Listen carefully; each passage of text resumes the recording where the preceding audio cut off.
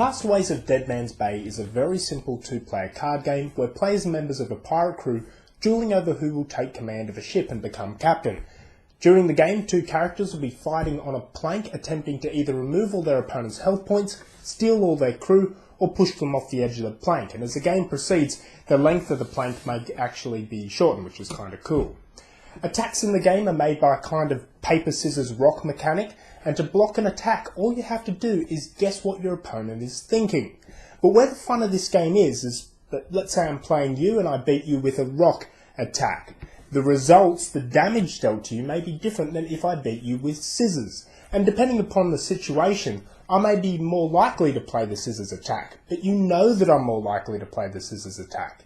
And I know that you know that, so I'm going to play something else, but you know that I know that you know that. So, you get the point. Let's just have a look at the game. Castaways of Deadmans Bay is a very quick game. I'd say it has a maximum playtime of around 25 minutes. We'll start off this overview by taking a look at the plank, as this is where some of the action will happen. Two character cards will be placed in the centre of the table with 4 blank plank cards placed either side to make up the plank area. There are 3 characters included in the game the players may choose from that each fall into a class. Some event cards may benefit a particular type of character, but for the most part, the characters are all much the same. The 2 character cards on the plank always remain in contact with each other. This plank is simply to reflect how many spaces each character has left before being pushed off the edge of it. When a player is pushed back as a result of some successful attacks, the attacking player pushes their opponent's character 1 space backwards. The plank cards are double-sided too, and through some event cards they may be flipped, shortening one side of the plank, which is good fun when it happens. If a player is ever forced off the edge of the plank, they'll lose the game immediately. Each player will also be given 8 health tokens to start the game, and 6 crew cards. If either all of a player's crew or all of their health tokens are removed, that will also trigger a player to lose the game. Players are also then given 3 cards that are placed face up in front of them, a strike, a charge, and an insult card. These cards form the beginning of stacks, so they will be built upon throughout the game when a player adds a power-up card from their hand. When they do this, they add the power-up card to the corresponding stack, and these stacks are what effect, or more likely what effects, will be applied to an opponent as a result of a successful attack. So we'll skip ahead a few turns in, where I've had the opportunity to add to my stacks. Okay, so here, if I were to beat my opponent using a strike attack, I'd push him along the plank 1 space. He'd lose 2 health tokens, and I'd take 1 of his crew cards. If I beat him using an insult attack, I would only get to take 1 of his crew cards. With a charge attack, I would push him twice along the plank. So that is how the stacks work and the effects of the different power-up cards. Related to these stacks, players will also be dealt 3 other cards, which are the attack cards, and they correspond to the 3 stacks: strike, charge, and insult. When it comes time to attack your opponent, you'll simply place one of these 3 cards face down in front of you. Your opponent then also places a card face down in front of them, and simultaneously both players will reveal them. If the defender has guessed what attack their opponent has played by playing the matching attack card, the attack is blocked and no effects are applied. If not, the attacking player will deal out the damage according to the appropriate attack stack. So a big part of the game is guessing what your opponent is thinking.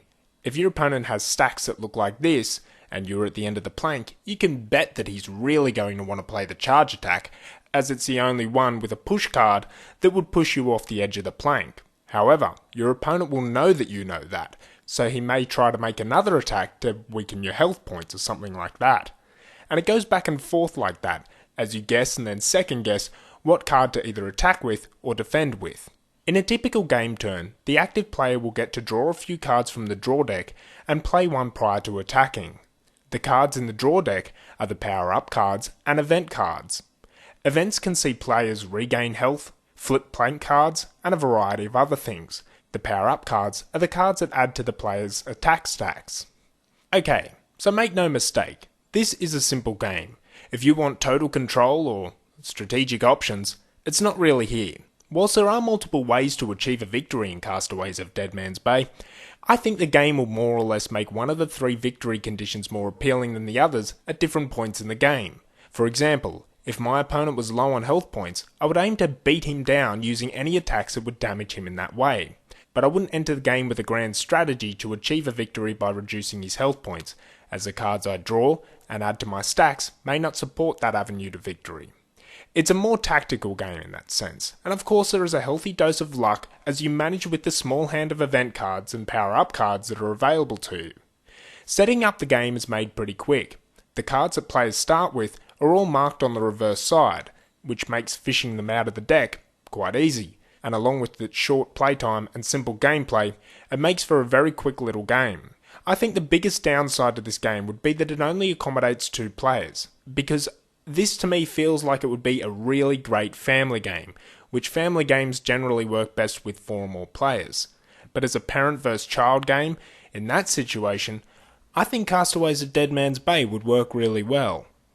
For me, Castaways of Deadmans Bay has been getting a bit of play at a gaming club I attend as a filler. My mate and I have been playing it while we wait for more people to arrive because we are generally the first to get to the club. And it works well in that situation because it's a fast-paced game, quick to set up, easy to teach, and it will never drag on because those attack stacks can eventually become really damaging after players have had the opportunity to build them up a bit. And as the game proceeds, the tension grows because of that. It can get to the point where if just one of your opponent's attacks gets through, it doesn't matter which one, that's going to be enough to completely wipe you out.